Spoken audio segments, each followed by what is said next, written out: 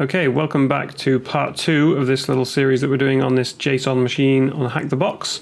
Obviously, if you've not watched part 1, I would definitely recommend that. That's where we got the user flag, and then all this kind of stuff will make a bit more sense to you. And you'll see why when we start this reverse listener and then click send on here, we get a reverse shell connection from the remote machine. And we're running as this user pool, user account. So yeah, if you don't understand any of that and you don't know what's going on, definitely go and watch part 1. But in this part, we're going to be going through how to get the root flag. Obviously, we've got the user flag from this user's desktop, but for the root flag, we need to get into /users/superadmin is where the admin profile is, but we can't get in at the moment because access is denied. So we're going to go through 3 different methods on how to get the root flag. Now, the first one is basically just running a pre-made tool, which is pretty boring. We don't really have to do a lot. There's not a lot of skill involved in that. Although, out of all 3 methods, in the background, what it's actually doing, the actual exploit it's using, is by far the most sort of advanced and the most technical and the most impressive. But I'm not going to pretend that I understand it fully, so I'm not going to sort of bullshit you guys and pretend to explain I know what's going on. I will refer you to a video that explains it in detail. But we'll get to that in a second. The second method is going to basically just be decompiling a .NET program, because if we look in program files, I can't remember if it's program files or program files x86 on here. Yeah, it is in program files. There's this sync to FTP program, which is not a real program. Like if you Google that, you won't find anything, which gives us a hint that it's going to be something that we can exploit, or something that was made for this machine specifically. That's the second method. Again, we'll actually go through that and I'll show you that in detail. But the third method is probably my favorite out of the 3, because it involves some port forwarding stuff that I ended up writing my own program for, but we'll go through that as well. And basically that's just going to let us access the admin terminal for the FTP service that's running on this box. So this is kind of related to the FTP thing. It's just pretending to be a program that's related to FTP. But the actual FTP service is FileZilla FTP service. And if we download that and install it on our box, we can see how the admin terminal works, and we can figure out a way to access it on this remote server and get admin access. So they're the things we're going to be going through. Let's start off with the easiest one, like I said, which is going to be basically running a program called Juicy Potato. So if we Google that, I'll explain what that is. And I think originally I found this by literally just searching for like IIS privilege escalation or something like that. And because basically this service that we're running as now, this account that we're running as, is a service account. It's running the IIS website, and it has these permissions that are very interesting for us, which is assign privilege, or assign primary token privilege, sorry, and impersonate privilege. So those 2 are very important privileges for this kind of thing. And pretty much this exploit, this Juicy Potato exploit, will work with any time you're running as an account that is a Windows service, pretty much. And I believe, like I said, I'm not going to claim I understand the inner workings of this exploit fully, but I believe that is all that's required basically to be able to do this. Oh yeah, actually it mentions it here. There we go. I did understand it kind of. So yeah, when you have these 2 privileges, you can do this kind of impersonation, man-in-the-middle kind of attack. Again, I'm not going to try and explain it in too much detail, but it's basically just doing a sort of man-in-the-middle, pass the hash kind of thing between a COM server that is running as local system. So that's what we're trying to get to. We're trying to get to system. So all we need to know basically for this is the class ID of the COM server that we're going to try and exploit. Basically anything that's running a system. So luckily on this page here, they already provide us a list of them. So we know that this server is running server 2012, because if we just type version, we'll see it tells us eventually. The server's going very slow all of a sudden. Somebody's probably trying to do a brute force attack or something fun that people do randomly. So yeah, version 6.3, which if we look that up, that is server 2012. So we want to go into the server 2012 section. And basically we get all of these that you can see they're all running as system. And if we use pretty much any of these class IDs, for any service that's actually running at that current time, then we'll just get system straight away. So let's use the Windows Update service. I just happen to know off the top of my head that that's the Windows Update service. So we'll just take the class ID for that. And if we go back to Juicy Potato's documentation and look at how we're supposed to actually call this, let's just kind of build up a command actually to start with. So we're going to be running Juicy Potato. I renamed it to jp.exe, so we're going to be running that. And then it was -t and star, because we want to try both of these. There we go, star, try both. There's just 2 different APIs that you can use to do the actual impersonation or start the new process after you've got the token and the authentication stuff done. So in the program that we want to launch, this is going to get a bit complicated because we want to launch a service, or not service, sorry, a netcat shell, oops, that's running on my machine. So we'll do 10.10.15. whatever IP I've got today, 15.163, and then the share, and then netcat. So this is again on my machine, and then the arguments that we want to pass into that. Where are we? Arguments to pass in -a. Is going to be the usual, so my IP address, which I forgot in the last video, which is embarrassing, and then port 4466, let's say, just pretty much a random port. Then yeah, we want to do eCMD as usual. So that's just like running netcat normally, pretty much. But now we need the class ID thing. So what argument is that? Oh, we also need the com server port, but I just used the same one that they used in their example, which was 1377, the delete port. And then we need to specify the class ID. So -c. Oh, it says it defaults to bits actually. But I think when I first did this, that didn't work. So I'm just going to kind of skip doing that. And we'll just put the class ID of that one that we just found from the documentation that they provided. So hopefully, we'll stick that in speech marks as well because it might treat those as special characters. Hopefully that will work. So we're going to have to actually run it from the share. We could copy it over to the remote machine, but it'd be easier to just run it from the share that I've got here. So that should, in theory, work and just give us a reverse shell system. So we're going to have to start a listener that's actually running as that. So let's just do another command prompt. And we'll just do LVP 4466, I think I said, didn't I? Is that what we've put in here? Yes, it is. So now if we run this, hopefully, and we've got this listener, hopefully this listener will get triggered and it will be as local system. I'll be amazed if this just works first time because nothing ever does when you're trying to demonstrate it, but we will see. In fact, I've just thought of one potential problem. The Windows Update service might not actually be running right now, so we might have to manually start that. Yeah, see, that failed. So let's try start the Windows Update service and then try again. This server is so slow at the moment. Oh, access denied. That's interesting because I'm sure we'll try it with SC, but I'm sure that we'll get the same issue. I'm sure the first time I did this. Oh, did I type that wrong? Yeah, I did. This was exactly what I did. I'm sure I just ran it the first time, it failed, and then yeah. See, now that starts. That's really weird that you can't do net start, but you can do SC start. They must call a different API internally, but that's kind of bizarre. But yeah, so that is start pending. So now if we run our command again, hopefully it will work.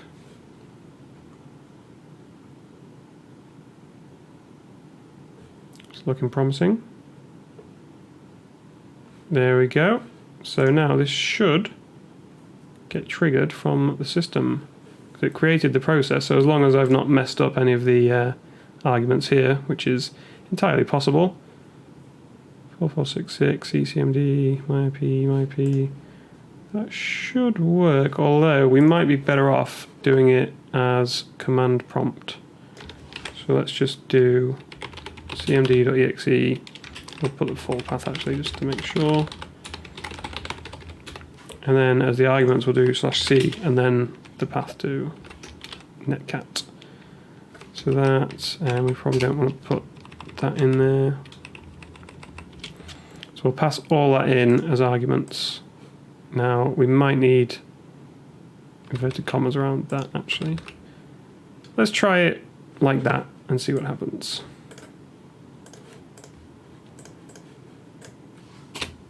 Because we know it's launching the process fine as local system, it's just a case of getting the exact right format for the netcat shell to be launched. See, that failed.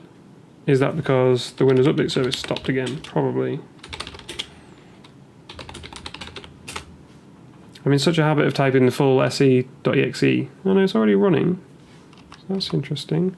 Okay, that's pretty weird. It seems to be failing now just on the actual com authentication, which was working fine before. So let's pick a different class ID and see if we get any better luck. In fact, let's try good old WMI one of the most exploited things in the world.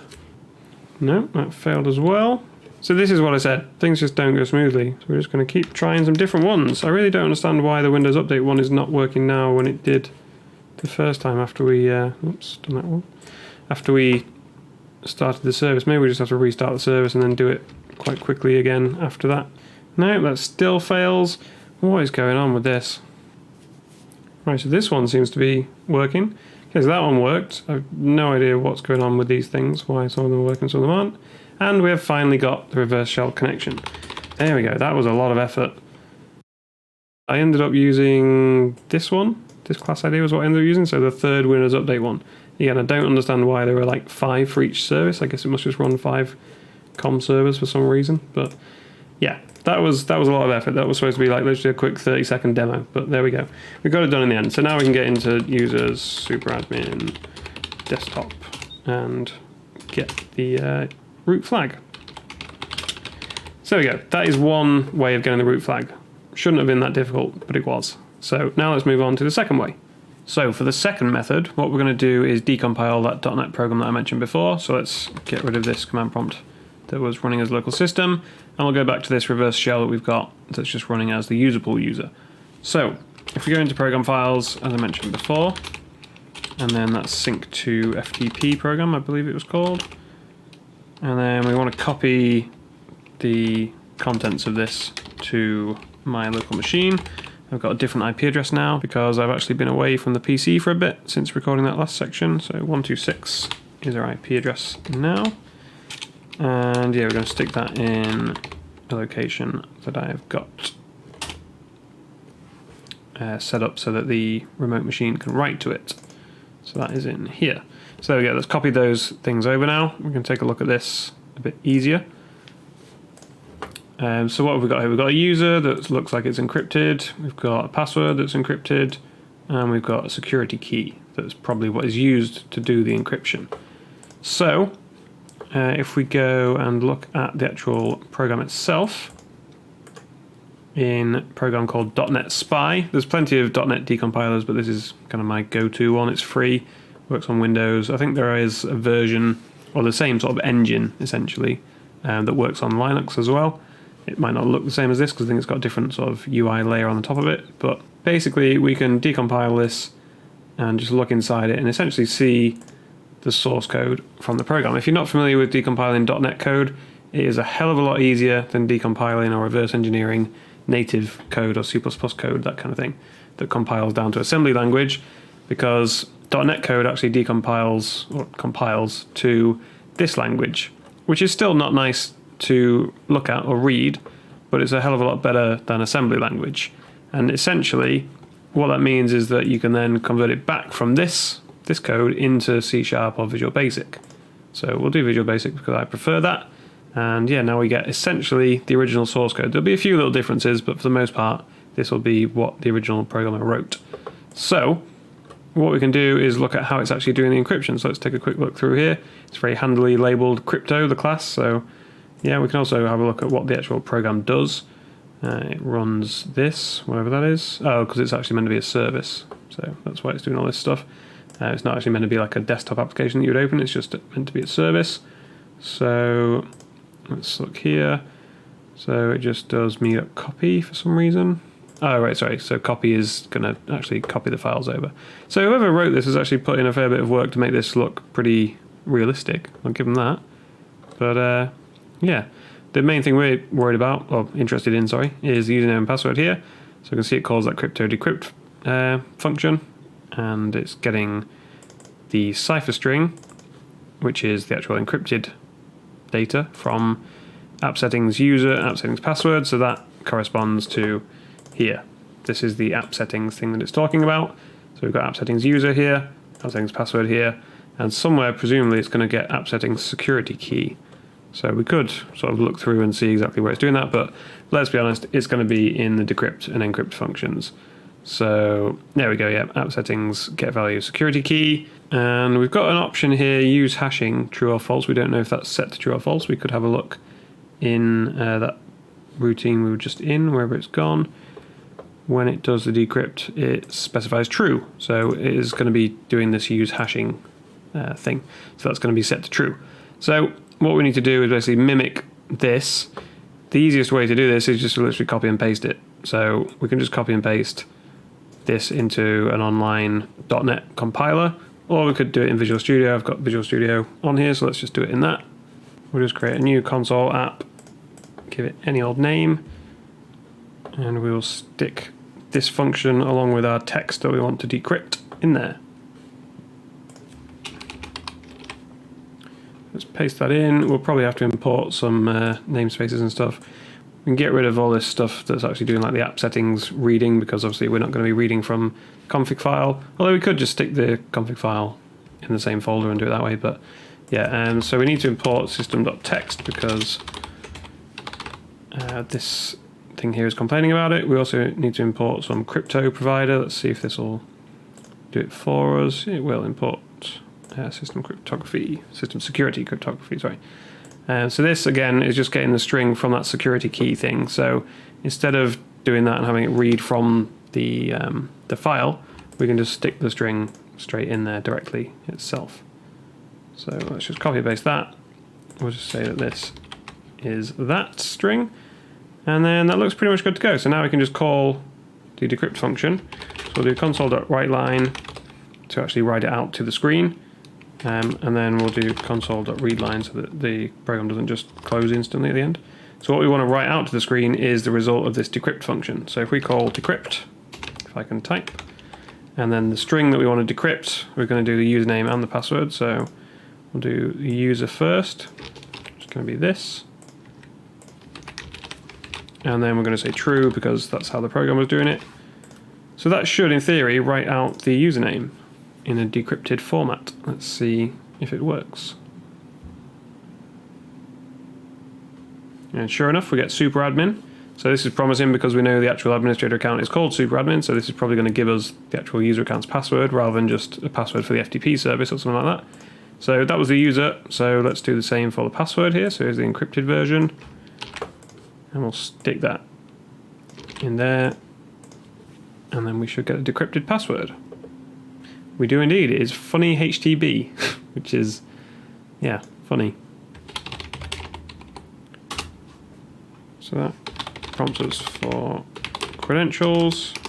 Can we actually use these credentials? We get an empty folder. Oh no, it's opened in an extra window here for some reason. Gotta love Windows 10. It's bizarre stuff. So this looks like we're in the admin's profile. We are. Why on earth would I need to open... Would I need to pick an app to open a text file?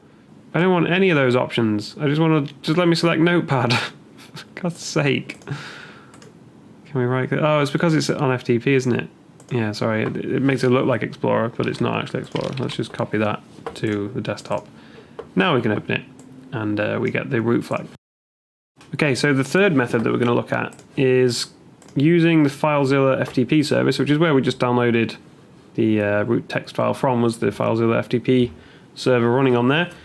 But if we go and actually download it, we can take a look and see if we can find any way to exploit it. So we'll just quickly whiz through the install wizard. So it turns out in my haste I downloaded the client and not the server. But yeah, that'll teach me for not reading what I'm clicking on. So we're going to download the server instead, because that is obviously what is running on our target server, not the client. Yeah, install all the stuff.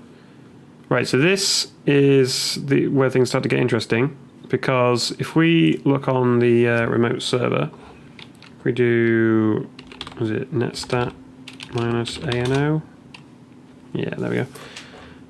So this shows us a list of all the ports that are listening on this remote server. So this means it's listening on any IP address, so the local host and like the external IP address, or external probably isn't the right word, but this IP address, the sort of public one that we're able to access. But the interesting one that we see here is that 14147 is listening, but only on local host. So only the machine itself can connect to that port.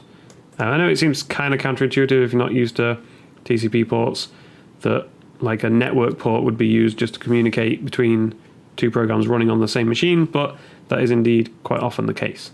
So it's an easy way to pass data between two programs. But yeah, in this case, I think it's because just by default, when you install this server, as we will see, it asks you which port you want the admin interface to be able to be accessed from.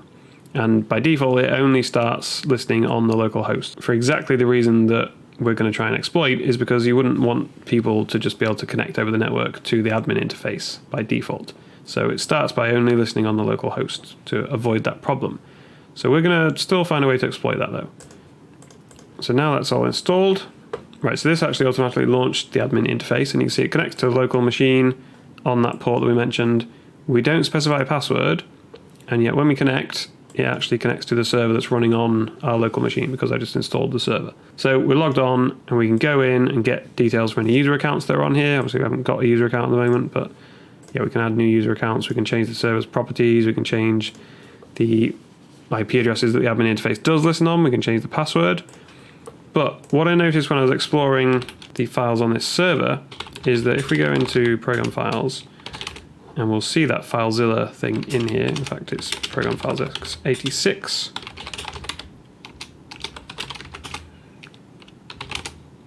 So you can see the FileZilla server in there. So let's go into that. And if we read the FileZilla server XML file, we have to put that in quotations, and we look at all the information in here. There is a password for the superadmin FTP account, which we've already obviously got doing it the other way, but it is actually quite well encrypted. It's some different encryption routine, it's got a salt and everything. Now, we can get the source code for this FileZilla server, so we could probably look and see exactly how that encryption routine works. That would probably be another way of doing this that I haven't explored yet. But the interesting thing for us in this method that we're going to use is that under this settings section here, we see the admin port is being specified as 14147, so that's again what this admin interface connects to, but there's no password specified anywhere. What I found when I was playing around with this on my own was that if I set a password in here for my machine, in that XML file, the password actually gets stored. And weirdly, it gets stored in plain text, even though the password for user accounts on the FTP service is, like I say, quite well encrypted.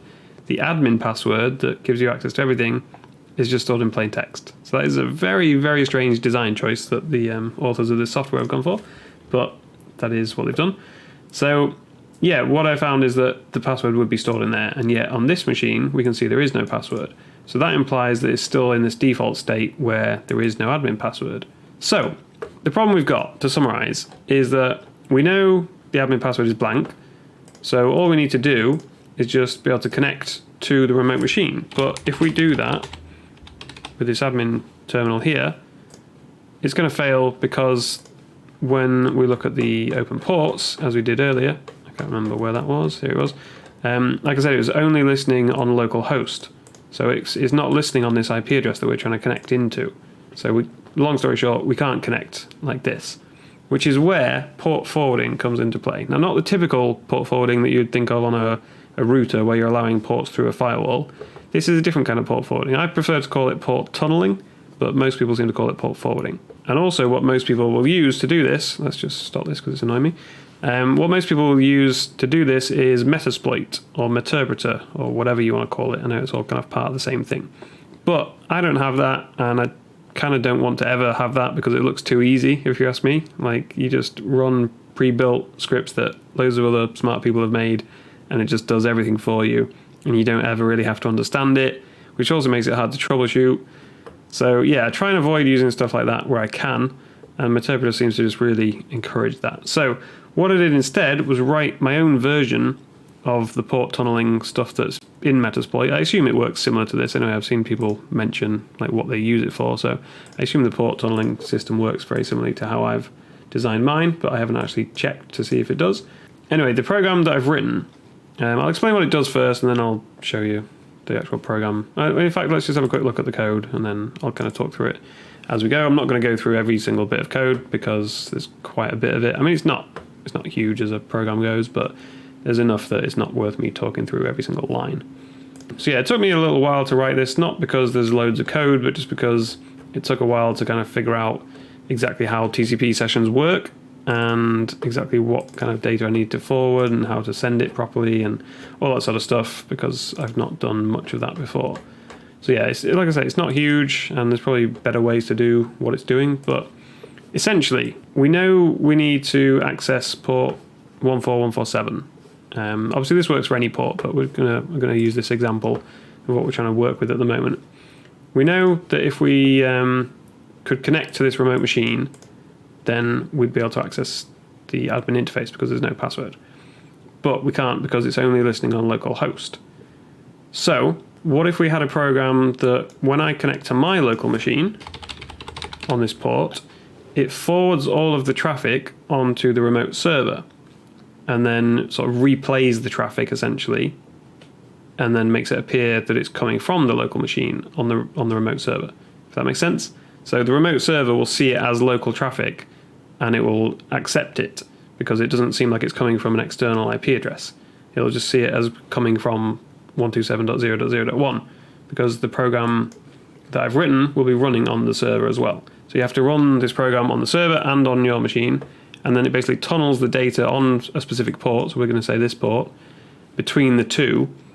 But the reason that works, because you might be thinking, well, if we can't just access the remote machine now, if we can't just do this, then how is a program forwarding data onto this port going to be able to access it? That's not going to work. The reason it works is because when we start the program, it creates, so when we start it on the server, it creates an outbound connection to an IP address that we specify. So I'll specify my machine's IP address. So on the server that we want to attack, that's going to create an outbound connection to me. And then we can use that connection, that TCP connection, because TCP connections are two-way. Once it's been established as an outbound connection, we can then send data into it. So we're going to create a connection on some random other port. So my program just defaults to port 9966. So we're going to create a connection from the server to me on port 9966. And then any traffic that gets sent to my local machine, so we're going to do this basically, on a specific port, so this port here, will get sent over that 9966 port to the remote machine and get replayed there and sent locally to this port we specified. And I realize that's kind of a lot to take in if you're not familiar with a lot of this stuff, and it won't really make much sense, so let's just give you a demonstration and then hopefully you'll understand. Okay, so the program that I've written is already in here. So from our remote machine, we could run it. So in fact, first of all, we'll run it on the local machine because like I say, we need it to be listening on my local machine for an incoming connection from the remote machine first. Again, I know this is kind of doesn't make that much sense when you're just saying it out loud, but it will make sense in a second. So if we go into here and we run the program, which is port tunnel, and you can just run it and it'll give you a help text sort of explaining how it all works. But if we just say that we want to forward port 14147, again, because that's what this program happens to use. So on my machine, we're going to say any traffic that comes in, we're going to be forwarding on to the remote machine that connects to us. So basically, as you can see, this is setting up a listener now. It's waiting on that port 9966. So the tunnel port, it's waiting for a connection from a remote machine now, because like I say, it needs to be an outbound connection from the remote machine to bypass the firewall. So that's what we're going to do here. We're going to do 10.15. whatever my IP address was, 126. So shared, and then port tunnel exe. And then because this is the server side now, we need to do -s and say the IP address that we want to create that outbound connection to. So 126. And then we also need to tell it the port that it's going to forward the traffic onto on the local machine when it receives it. Okay, so this is going to create the connection outbound to us on port 996. So if we press enter, that should do its thing. So it's successfully connected, waiting for data. Okay, so this is received. So again, just to clarify, this command prompt is running on my local machine. This command prompt is running on the server that we're attacking. So here on my machine, we've received a connection on port 9966. Ignore that. That's just because of the way TCP ports work. It's actually on a different port at the other end. But yeah, so we've received a connection on port 9966. And now we're waiting for a local connection on my machine on port 14147. So if we use this to just connect to my machine, my local machine, again, this is running on my PC. So we'll do this. We're not going to specify a password because we know the remote server doesn't have a password. When we click connect, this should, if everything works correctly, and knowing how well these demos have gone so far, it probably won't work at all. But what we should see is that instead of this connecting to the FTP service on my machine, it will actually be connecting to my program that's listening on that port. And then all the data will be sent on to the remote machine. And then that will get sent to port 14147 on the local host, like the 127.0.0.1, if that makes sense. So let's give it a go. Everything's set up. We're all listening. We connect. It says logged on. Okay, so something weird happened there. It kind of was like really delayed. Let's just try that again. We'll run this one here, just closing down. Let's do that again. So we're establishing the tunnel. I kind of just want this to work cleanly so you can see what's actually supposed to happen. But for some reason there was a huge delay there. So again, we'll connect to my local machine. Yeah, so that worked exactly how it should have done. I don't know what went on the first time, but as soon as we connect, it's now passing data from my local machine to the remote server. We can see that. And you'll see that every few seconds it just sends like 21 bytes or something, which must just be like a sort of keep alive mechanism. It just sent another load that this program uses just to make sure you're still logged on. But you can see it thinks we're connected to a local host, so it thinks I'm just connected to my own PC. But as you can tell from all this stuff that's going on, there is stuff happening because we're actually connected to the remote server. So we've got a tunnel, and if we go into the user settings, we can see there we've got super admin. We can add a new user account, so let's add a new one called VB Scrub. And let's say that we want to give ourselves access to the whole C drive. And we can, well, we'll just do read for now. Let's not be greedy. We don't want to write or delete stuff. We just want to read.